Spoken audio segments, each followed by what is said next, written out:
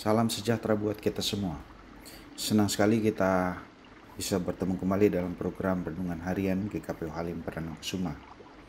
Bersama saya Pendeta Jimmy, Stephen Sundalangi. Sebelum kita membaca firman Tuhan dan merenungkan firman Tuhan, saya mengajak kita berdoa.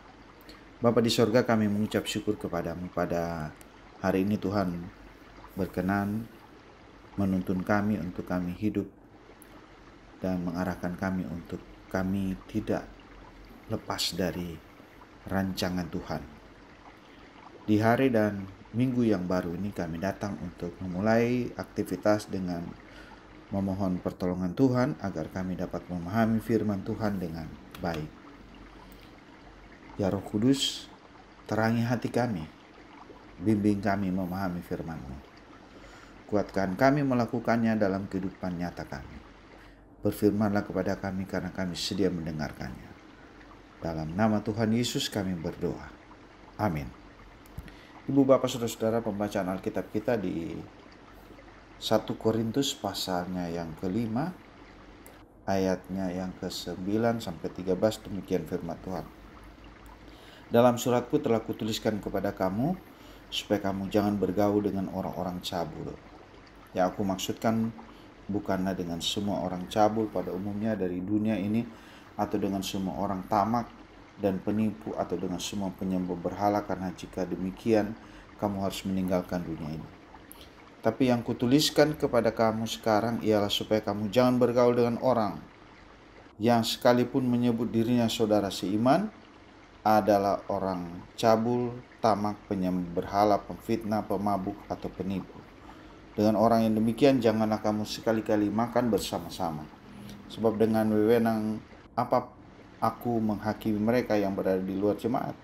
Bukankah seharusnya kamu yang menghakimi mereka yang berbeda di dalam jemaat? Mereka yang berbeda di luar jemaat akan dihakimi Allah. Usirlah orang yang melakukan kejahatan dari tengah-tengah kamu. Demikian firman Tuhan.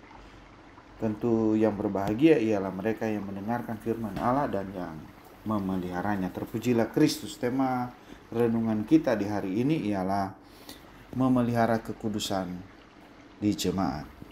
Saudara-saudara, gereja adalah milik Kristus, tubuhnya sendiri di dunia ini. Itulah sebabnya gereja tidak terpisahkan dengan Sang Kristus yang adalah kepala dari jemaat.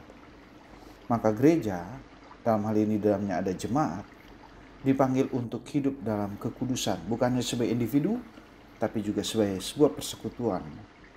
Sebab ketika kekudusan jemaat tidak dipelihara, maka kekudusan Allah direndahkan dan kesaksian gereja akan menjadi lemah di mata dunia. Dosa yang muncul dan berkembang dalam jemaat harus segera diselesaikan secara rohani dengan berpatokan pada kebenaran firman Tuhan. Jemaat tersebut harus diarahkan untuk hidup dalam pertobatan. Dalam bacaan ini Paulus sangat tegas menegur jemaat di Korintus karena mereka membiarkan dosa yang nyata terjadi di tengah-tengah mereka. Bahkan orang yang hidup dalam dosa yang berat tetap diterima tanpa teguran dan tanpa proses pemulihan.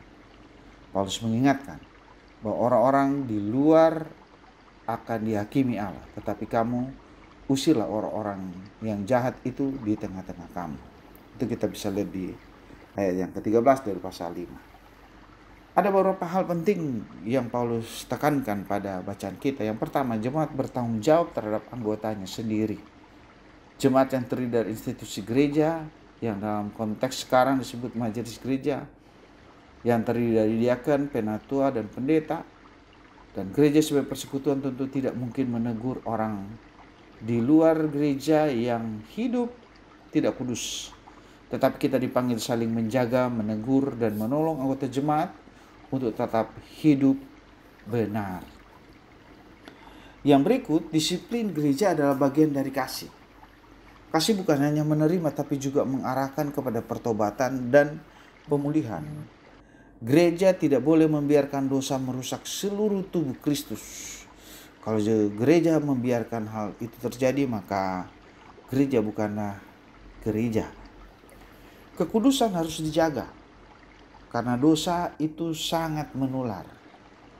Seperti ragi yang menghamirkan semua adonan, dosa yang dibiarkan bisa menjadi budaya yang diterima atau dibenarkan, dan itu sangat berbahaya. Memelihara kekudusan jemaat berarti memprioritaskan kebenaran Allah di atas kenyamanan relasi. Memang tidak mudah, tetapi itu yang Tuhan kehendaki. Karena itu perenungan yang penting untuk kita menurut bacaan Alkitab kita. Apakah kita sudah mendukung proses disiplin rohani dalam gereja dengan hati yang benar untuk menjaga dan memulihkan kekudusan dalam jemaat?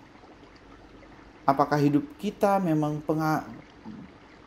membawa pengaruh kekudusan atau justru membuat orang lain jatuh? Lalu apakah kita berani menegur dalam kasih dan yang ditegur rendah hati untuk menerima teguran? Saudara-saudara, dari bacaan ini kita sadar bahwa dosa tidak pernah diam dan terus menggerogoti persekutuan jemaat. Dengan perilaku satu atau dua jemaat yang melakukan perbuatan-perbuatan yang bertentangan dengan kehendak Tuhan. Dari bacaan ini Rasul Paulus mengingatkan kita untuk menegur jemaat yang berbuat dosa dengan dilandasi kasih, dan mengajarkan jemaat itu dengan rendah hati menyadari kesalahan dan rendah hati menerima teguran. Dan yang penting keteladanan para pemimpin jemaat untuk menjadikan dirinya teladan yang diikuti jemaat dalam hal kekudusan hidup. Semoga firman Tuhan hari ini menggugah kita, memotivasi kita untuk hidup kudus di tengah jemaat yang memang tidak mudah, tantangan kehidupan dunia yang terus menggerogoti kita. Tuhan kiranya menolong dan memberkati kita. Amin. Mari kita berdoa. Kami bersyukur kepadamu Tuhan, karena Tuhan terus mengarahkan kami untuk hidup kudus sesuai dengan kehendak-Mu bagi kami di dunia ini.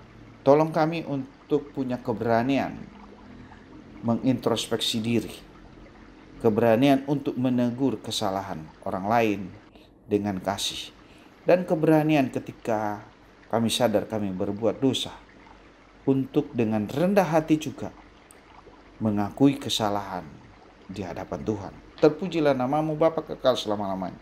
Dalam nama Bapa, Anak, dan Roh Kudus kami berdoa. Amin.